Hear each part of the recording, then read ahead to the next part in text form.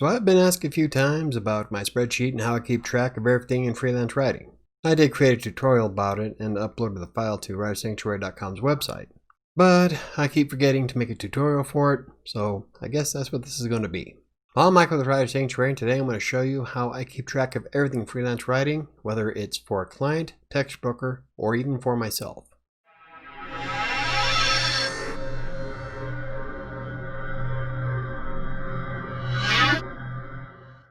So before we get started, if you can hit the like button, that'd help the channel out. And for more videos about freelance writing, hit the subscribe button if you haven't already. And if you have any questions, comments, concerns, you can always hit me up on social media, Twitter and Facebook, or use the contact form on WriterSanctuary.com's website.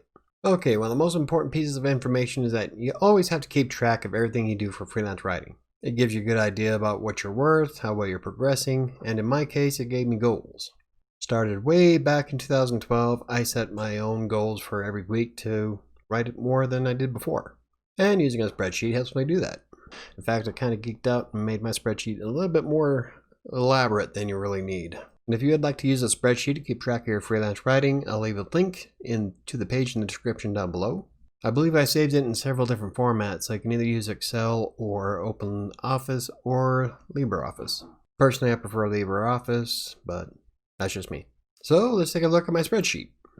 Now, as you can see, this one I made at the very beginning of 2020, and every year I go through and change all the dates on it so that it's right. The grayed areas are weekends, and so they got Friday, Monday, Tuesday, Wednesday, Thursday. That's just how the week goes. Now, I started ending all of them on Thursday because in Textbroker I was getting paid on Friday, and I've just kept it that way ever since. Technically nowadays my weeks start from Monday through Friday. So let's get a look at the timing part. Now this here is where you put in your start, stop, words, pay, etc., etc. Now my one nowadays I actually have one for a pay section for blogging, and I put in everything that I make from AdSense or affiliates into the same thing so I can record it on a daily basis. My other projects now include YouTube videos and writing on my novel in Wattpad. And then I have a breakdown of how many hours I've actually worked, how much I would make if it was an 8-hour regular work day, my word goal for the day, and my goals used to be much higher, but after I became an editor for Green Geeks, I don't really get to write very much, so I still aim for about 3,000 words or more. And we scroll over. Now we have the 2020 efficiency versus the 2019 efficiency. Now here's where I kind of geek out, because this efficiency here for 2019, I actually pulled the percentage from last year's spreadsheet and I put it into this one. And then 2020 gives me an idea of if I'm actually doing better compared to the year before. Now the efficiency percentage is just how many hours I work versus an 8-hour day. Now I know what you're thinking, but there's 8 hours in a regular work day. That's kind of true, but as a freelancer, especially on a content mill, it works a lot different because if you're not sitting down writing, you're not getting paid. So like if you get up to go to the bathroom or make yourself some lunch, that's time that you're spending not actually writing, so you're not getting any money for it. Unlike a traditional job where if you get up from your desk and go to the bathroom, get some water, have some lunch, a lot of places pay you for that. You don't clock out every time you go on break, for the most part. So if you can hit over 80%, you're doing really good as a freelance writer, especially if you're writing for content mills. So how do we fill this out? Well, I went ahead and I looked up a random day back in 2015. So this is an actual work day of what I did back then. And on this particular day, for some reason, I started at 1:30. I don't know why. Normally I start off in the mornings, but it is what it is. That was 5 years ago. How the hell would I know? But according to the sheet, I did start off at 1:34 p.m. and I ended the article at 1:49 p.m. I typed in 413 words. And I made $4.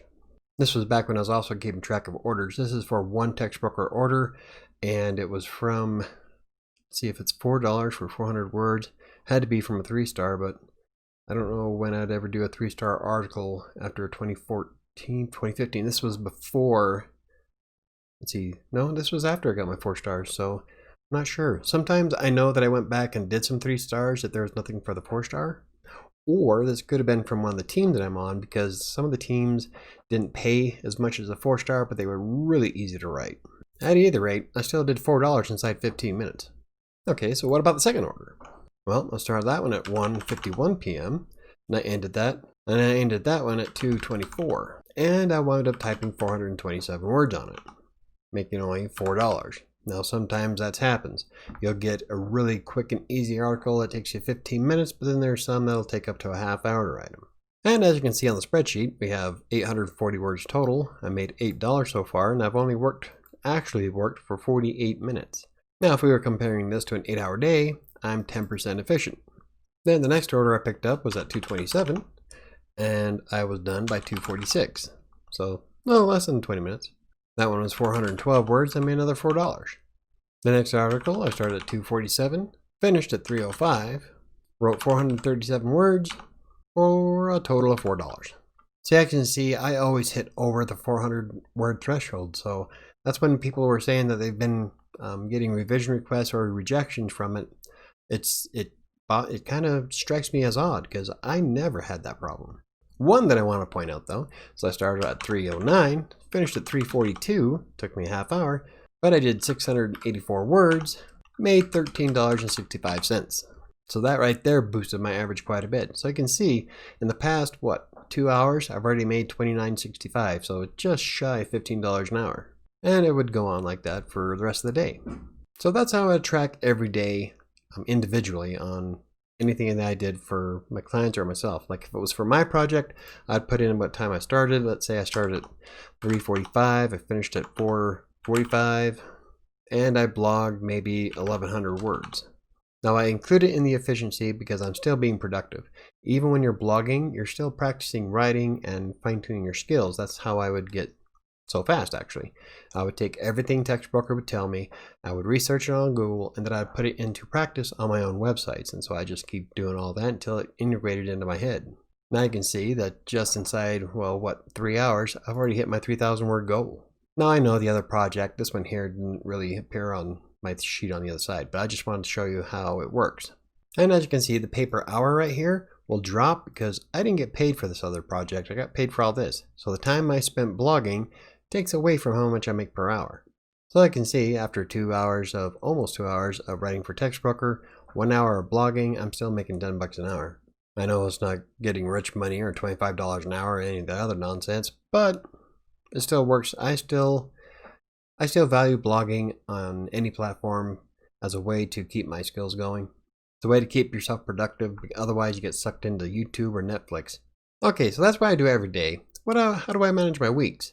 Well, I would go over to the weekly tab and I would pick the day that I'm working on. As you can see, it all fills in automatically. So we're like way past that. We're in July now.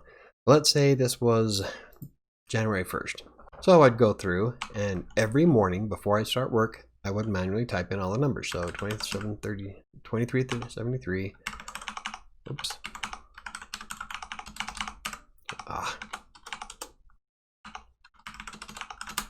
Oops. Trying to show off and I screwed up most of it.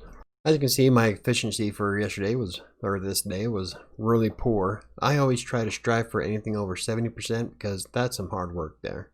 As you can see from the timing section, at any one of these points I had to go to the bathroom, probably between these two, because it's really hard to sit down and type and do nothing but work for 8 hours straight. Your legs start cramping up, you have to go to the bathroom. I mean, there's a lot of different things that happen. But even if I got up to go to the bathroom, I would still technically clock out on my spreadsheet because I'm not writing words and that's how I'm being paid is per word.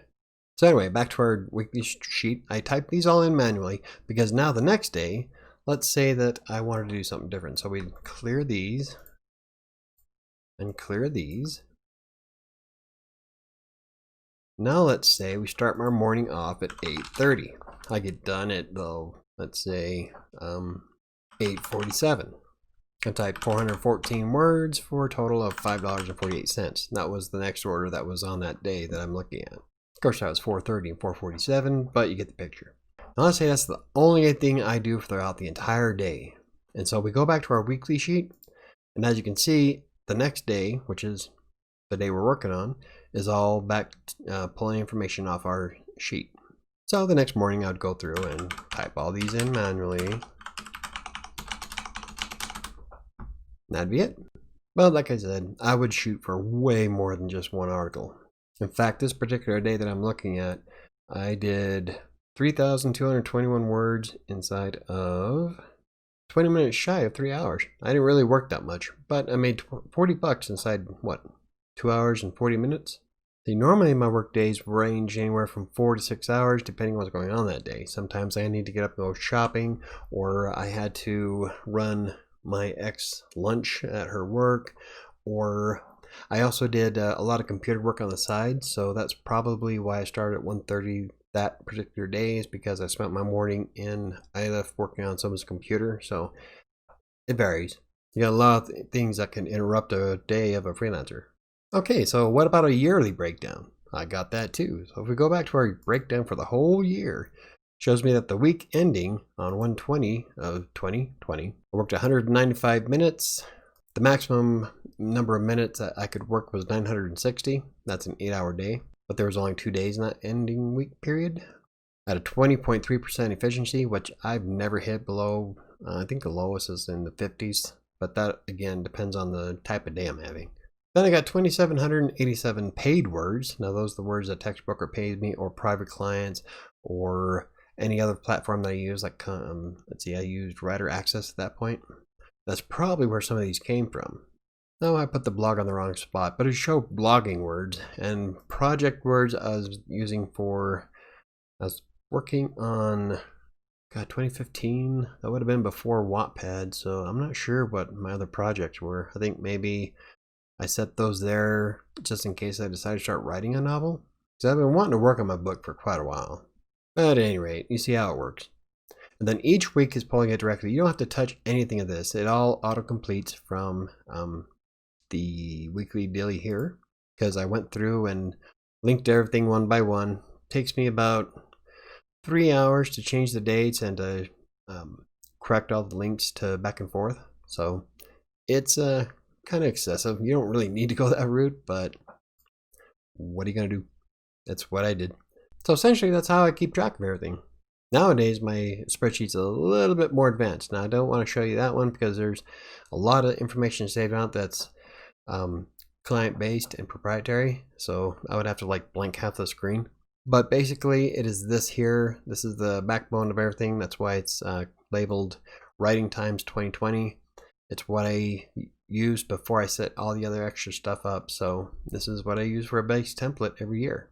And it's made quite a few revisions since then. I've added stuff, I've taken away stuff.